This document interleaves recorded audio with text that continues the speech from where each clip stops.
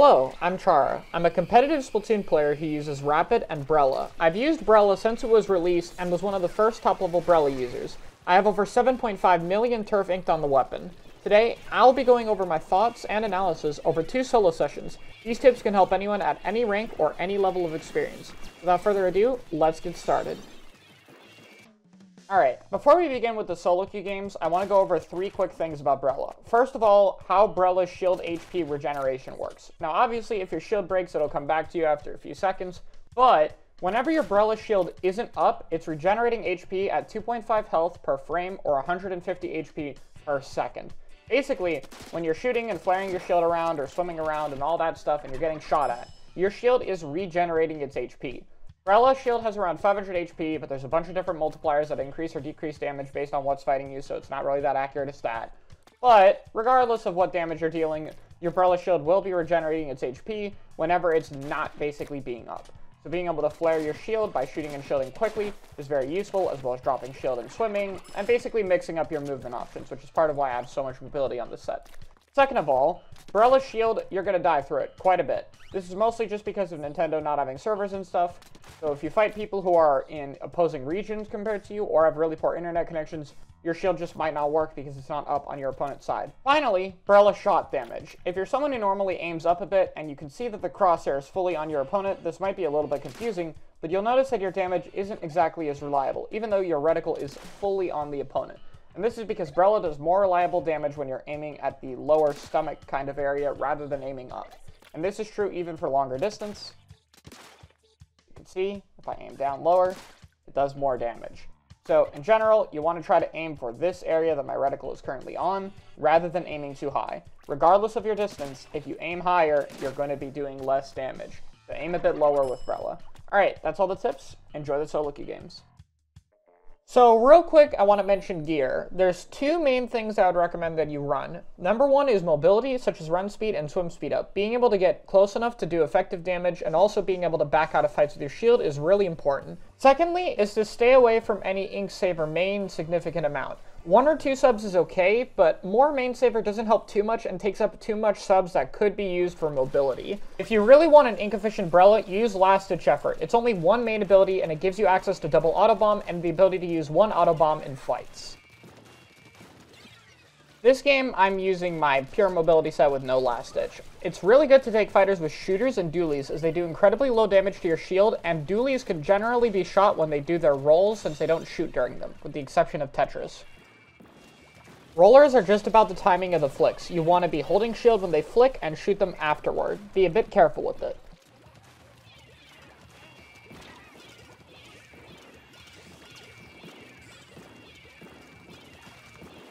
Remember to mix up your movement when holding shield. You don't just have to strafe around and shoot. Sometimes dropping into squid form can be a bit better.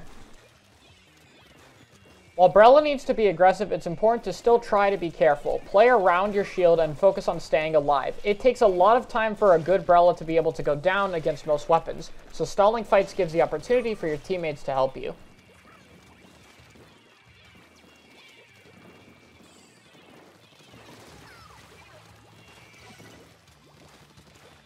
When you're low on ink as a Brella, walls are your best friend. Play around cover and try to get some HP back. Additionally, if you're close to bomb rush, focus on getting that and use it to instantly refill your ink tank and take the fight with your bombs.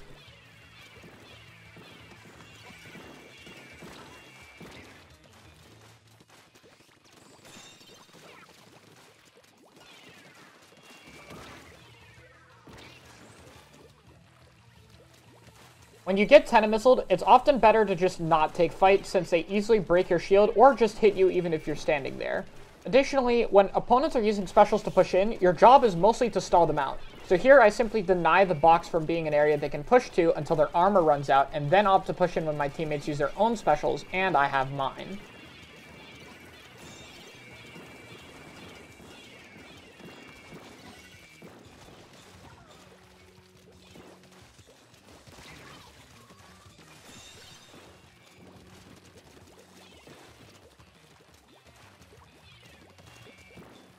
While trying to keep the junior out of zone, my aim was pretty off, so I ended up just trying to play safe and making sure I stayed alive while I just kind of recouped. After that, my teammates were able to help push the junior out and we got zone. Sometimes your aim's just going to be a little bit off in fights, and it's just better to stall and wait for help.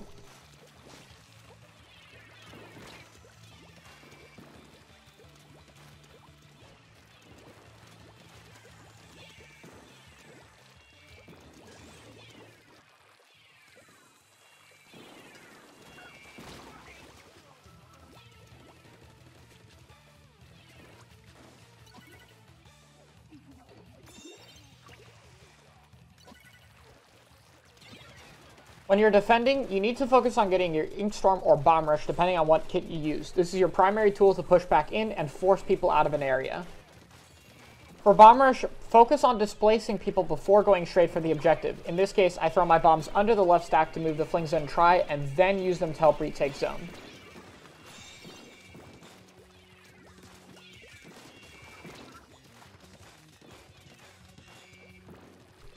Ink management is a big part about Brella's play, so you'll notice for fights, I generally try to make sure I have a full ink tank before I go and engage so I can stall for as long as possible.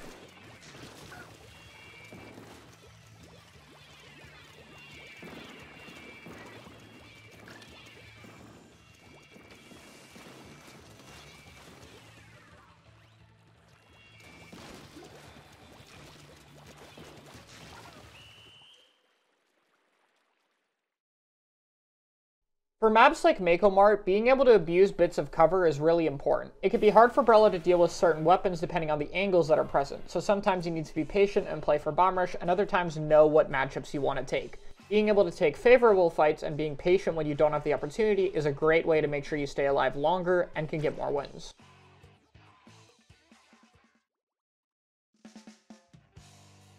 This match, rather than my pure mobility set, I'm going to be using my last-ditch effort set, and also trying to play a bit more passively and help with team fights since we have 2 ink armor weapons and a primarily supportive team comp. This game is also against a charger, which is one of the big hard limits on Brella, since with main power-up, regular charger can snipe your shield off in one shot, E-leader can do so, and bamboo shreds it fast. So you have to be very careful in terms of peeking so your shield doesn't get sniped clean off. Additionally, Tent Umbrella is another hard counter because, well, it just shreds your shield whenever it makes contact. Trading shields with a tent user is good when you're in close range, but outside of that, it's really not always worth it. Here, I got a bit over-aggressive trying to push the charger out of position and really just should have backed up.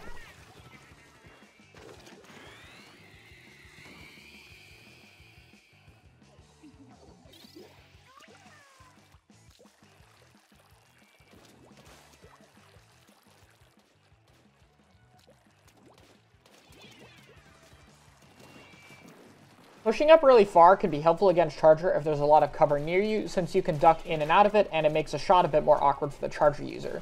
I assume the splash dropped here after I shot him, but he actually didn't, and that's my bad for not noticing he had Ninja Squid earlier in the game.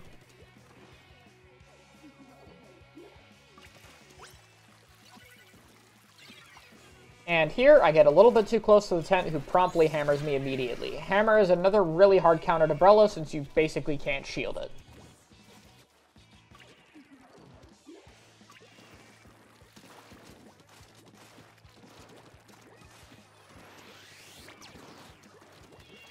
In this case, since I have teammates with me, I opt to trade shields with the Tenebrella since he'll be able to go down to my teammates and then play a bit more patiently. When you don't have shield, most of the time you just want to paint and wait for your shield to come back. After that, I try to help press on this left side to make sure the splash goes down. And I can watch the tent, and if he drops, use Bomb Rush to break his shield. My teammate does it this way, which indicates they want to push over there, so I end up trading shields, but he's stuck in the corner right now. I Bomb Rush to help him out, and once again, break the tent shield. While the main weapon itself isn't always great to trade with tent, the Bomb Rush is really good at being able to take care of the tent shield safely. After this, I stall this zap in the corner for my teammate to help and indicate with the this way that he's stuck in the corner. Since I'm a bit low and don't want to die, it's easier to have help from teammates.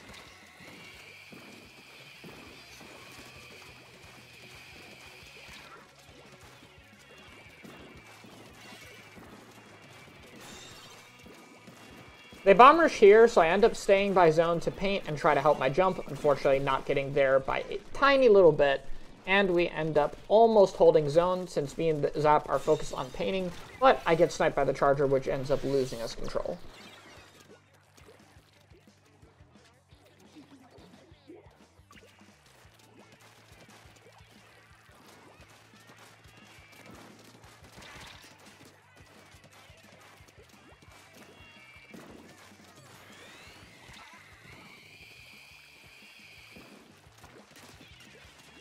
I only take this fight with the hammer because I know he was weak to my first few pellets, which means it isn't unlikely that he would die there. Still a bit of a risky fight for me to take, but it pays off since afterward we can then bomb rush to force pushing into the zone since there are already quite a few players down.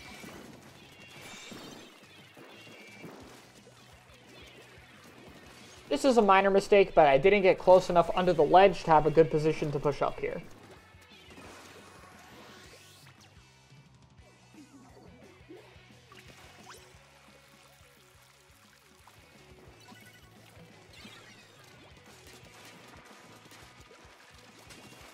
Once again, paying attention to teammates is going to be really important since I'm able to help finish off this person my Zap was fighting, but I opt to play safe around Ray. Ray, like missiles, basically will hit you straight through shield, so most of the time it's better not to engage with it. I opt to just hold my position and wait for the next armor and use that to push up, getting a kill on the splash and moving the charger out of position to where they're forced to jump out. Now we've maintained mid control and I can press this person in the corner since I have help from my team and get a pick on the 10 Brella. Me using Bomber Shear is a mistake and really over-aggressive. It would have been better to wait for the armor for when they tried to push in so I could break armors, stall, or ruin the tent shield. I get lucky that the charger ends up fighting me and the tent goes in really aggressively.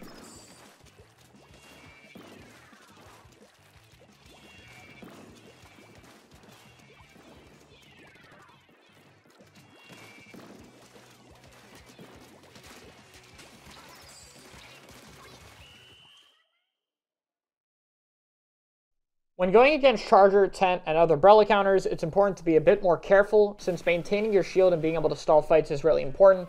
Sometimes being aggressive can help, since getting close enough to the Charger makes it easy enough to get a pick, but you have to be careful for the right time.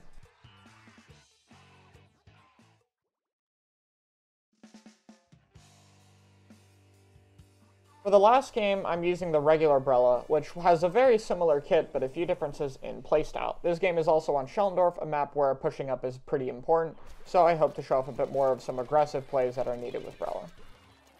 Always throw your Sprinkler at the start of the game to help build your special. It's free investment, and you can recover the majority of the ink tank back before you get into mid. Dropping here would be really difficult without exposing myself, so I opt to just play the fight slowly and use the ledge that I'm on to help make the shots even more awkward for the Tenatech to hit me. Then we can go for zone, and I push up to the heavy here, missing a bit of my shots, but forcing Booyah anyway.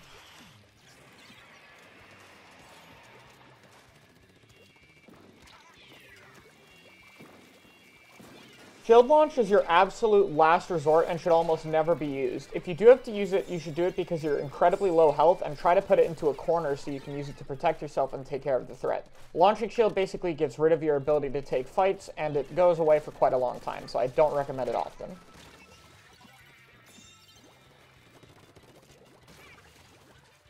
When respawning and super jumping in, it's really important to pay attention to your surroundings. You can see the Tenatech barely on the right side of the screen, and so when I land, I immediately turn to take care of the flanker.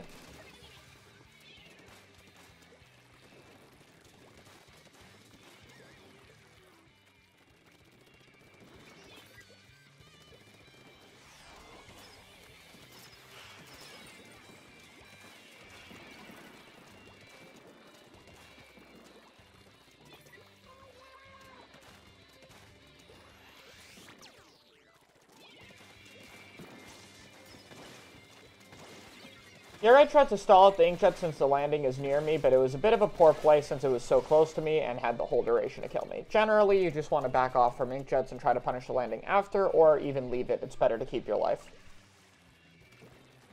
Brella is really susceptible to double teams and flanks, so being aware of your surroundings is really important. Here, when I attack the heavy, I get it this way from behind that signals I'm getting flanked, and I immediately go behind them so I can shield if the heavy pushes up to me. Then I can use my shield to slowly push heavy off of glass.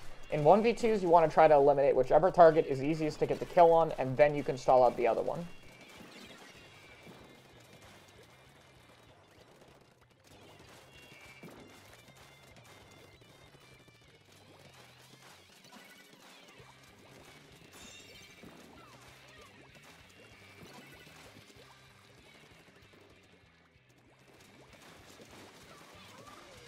I try to help my inkjet with the kill there, but it doesn't happen. However, I manage to get behind their glass and take the fight with a zap.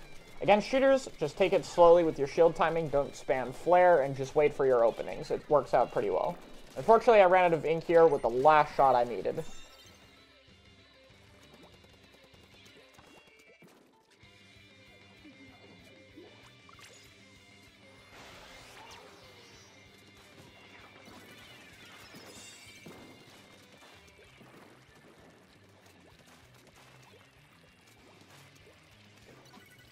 Don't be afraid to give up fights if your shield takes massive damage. Here, this section in Inkjet basically entirely removes my ability to fight, and I instead just retreat to keep my life. If your shield manages to get broken by something like a bomb or jetpack, most of the time it's better to just get out of there as fast as possible. And it's another place where mobility is really helpful.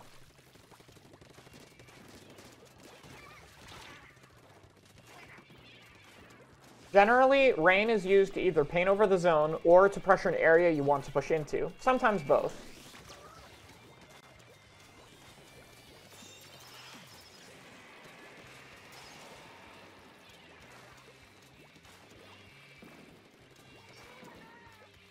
The main position I want to get to on the map is the top right of their glass, since I can keep away their backlines, play behind a bit of cover, and stall really long while being able to drop right behind here to play safe by the zone when they start using a lot of resources on me. However, I don't quite get up there this time, and while I try to jump to my teammate, I accidentally jump to the wrong person and get picked off for it.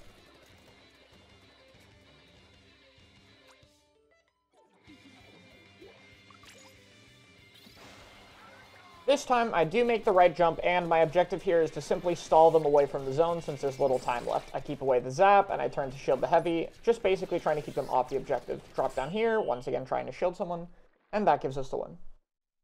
Brella is a lot about controlling your fights, trying to keep people in front of you, using your kit to be able to move them into the right position, and playing a bit more patiently and around teammates. You have good stall capabilities, but in solo queue, this isn't as reliable since your teammates, well, just aren't going to be as reliable. So a lot of times you're going to need to take engagement yourself.